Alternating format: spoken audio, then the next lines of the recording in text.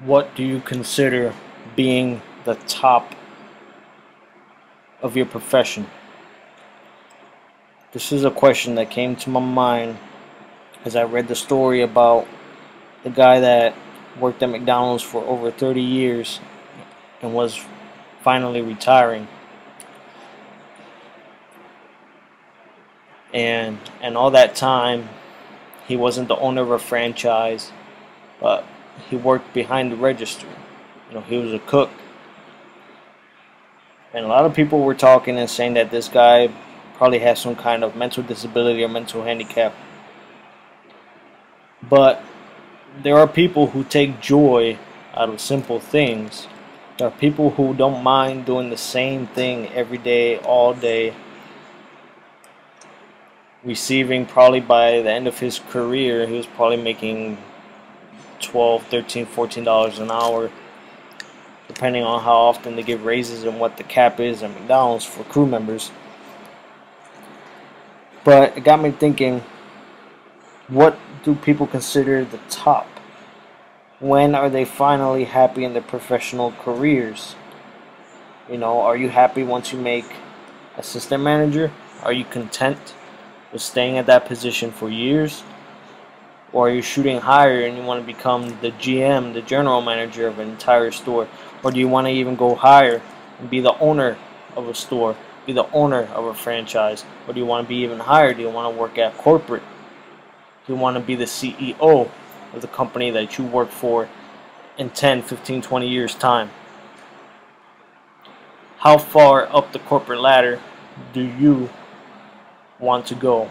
Keep in mind that every step higher comes more and more responsibilities, and not everybody can handle it, and not everybody wants that. Everybody wants the paycheck. Everybody loves the big paycheck of $3,000 every 2 weeks or more at the middle management or even higher level, executive level. But they don't like all the responsibility, all the meetings, all the decision making that they have to do. And ultimately, even though crap runs downhill, any poor business decisions that you make will ultimately still get back to you. Oh, and especially if you're a minority, but we're not going to touch that topic right now. But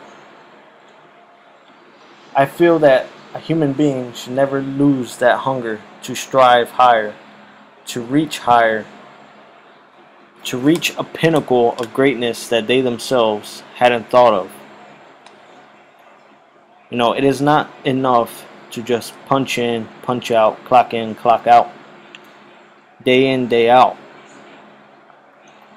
You had to think, how can I get where my boss is? Then when you get there, how can I get where my new boss is? Now granted, all the experience in the world isn't going to make you promotable to CEO always. There are some education requirements in different fields, that are necessary to prove competence over a particular subject area.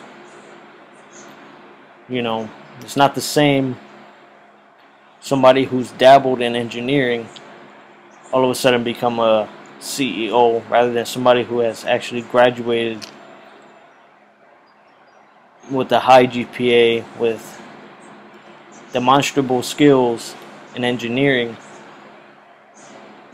to complement his experience or her experience in their career field.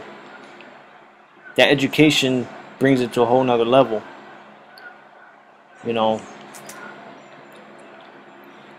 Most things can be learned hands-on with enough time, but additional education on top of experience puts the hypothetical cherry on the cake, because it allows you to better explain to others and train others and become more proficient at your job, because not everything you have learned hands-on is everything that there is to know. Sometimes there are things that are good to know in theory, and you may only use them 1 or 2 or 3 times in your career, but it's good that you learn them, so that way when that situation does arrive, you already have the answer. It saves you time and money rather than having to subcontract something out or look for somebody who knows that particular what to do in that particular situation. So there has to be this synergy, this beautiful marriage between experience and education. However, back to my point, what do you consider the top? Do you consider it the top when there's no one else above you? Or do you consider it the top when you have reached a level of income that you feel comfortable with living the rest of your life on? Granted that the security of your job is there, that you won't lose your job in a couple years' time, or to a younger and cheaper replacement. It is always good to go outside the box and learn something that isn't necessarily your forte. For example, you studied nursing, or you studied pre-med, but maybe you want to also get an undergrad degree or an associate's degree in business, or in marketing, or psychology. Different things can add spice, if you will, to who you are on paper, professionally. Everything you learn can have a purpose in your life. You just have to know how to utilize it. And for those who are content with being on the first step of that ladder, then hats off to you. Do what you gotta do, boo-boo. But usually that first step of the ladder isn't going to get you very far. Especially when you start having kids or you get a significant other. You don't want to have to live check to check worrying about how you're going to pay your next bill if you're going to be a month behind in rent.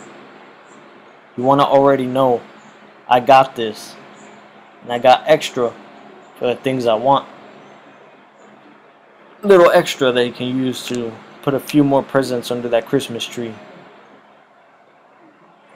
Some disposable income to take a vacation cross country. We have so much to sacrifice our lives for. There are 24 hours in a day. Ideally, we sleep for 8 of them, which leaves 16 hours. How do we utilize that time? Many of us fall into procrastination. With all of the technology that surrounds us nowadays, the tablets, the Facebook, the Twitters, the Instagram, it's easy to lose 2 to 3 hours or more of your time just checking Facebook. If you add up the minutes that you use to check Twitter, to check Facebook, it all adds up. Those are chunks of your day that you have lost of productivity. Chunks of time that you can use to stand out in your job. Show up 15 minutes early. Don't be afraid to volunteer to stay an hour after. After all, it all reflects on your paycheck. Get that little bit of overtime in, but also it shows incentive. I'm not saying every time you do it, but most times, step up. Do things that are outside of your job description. Although you're a salesman and you see something that's out of place, don't leave it for somebody else. Take the incentive and put it back. People see your hard work. And when it comes hard financial times for the company and they have to let somebody go, most times it won't be you, because they see the hard work ethic. Productivity equals profitability.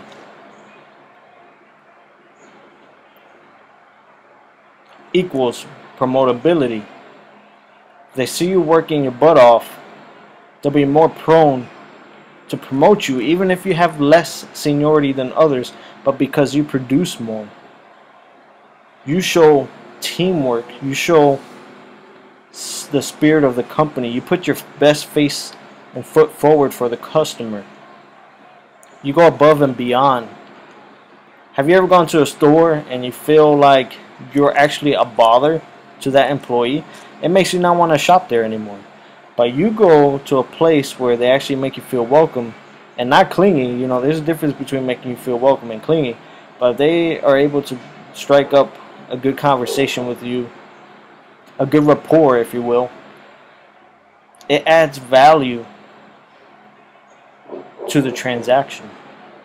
You might not spend more money, or you may spend more money. You might just buy exactly what you came there looking for, but you're more willing to come back, even if it's further out of your way.